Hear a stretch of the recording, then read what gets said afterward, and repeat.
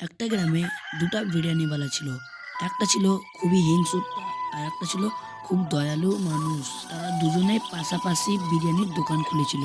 একদিন বিরিয়ানি বেচার সময়ে যা হলো, দেখো গো, তুমি যখন বিরিয়ানি বেচবে তখন কারোর সঙ্গে হিংসাভাবে কথা বলবে না, জানে আমাদের কাছে বিরিয়ানিটা ভালোভাবে বেচা কেনা হয়। আরে আরে আরে, এই কথা বলারটা মানে কি হলো? আমি তো সবার সঙ্গে ভালোভাবেই কথা বলবো। আমি কি খারাপ করে কথা বলি? আমি তো জানি গো, তুমি তো ভালোভাবেই কথা বলো, কিন্তু তাও তোমাকে মনে করিয়ে দিলাম।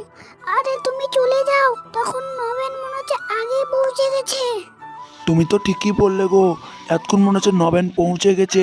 আমাকে তাড়াতাড়ি যেতে হবে, না তো বেচা কিনা হবে না অত মনে হচ্ছে। তখন রামু এইসব কথা বলে তার বিরিয়ানি ঠেলা নিয়ে চলে গেল।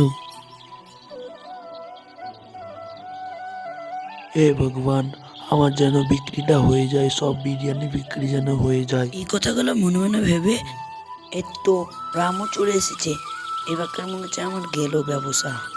বাপরে, নবেন তো আগে চলে এসেছে। ওর মনে হচ্ছে বেচাকেনা হয়ে গেছে।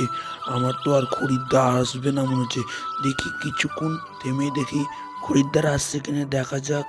এইভাবে রামু তার নিজের সাথেই কথা বলতে লাগলো।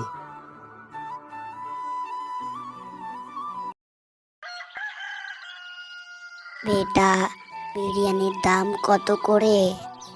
তোমার কাছে পয়সা আছে তো বুড়িমা? না থাকলে তুমি এখান থেকে যেতে পারো। নবীন ছিল অনেক খারাপ, কাউকে ভালো করে কথা বলতো না। তোর কাছে আর কিনবই না, আমি যাব রামুর কাছে।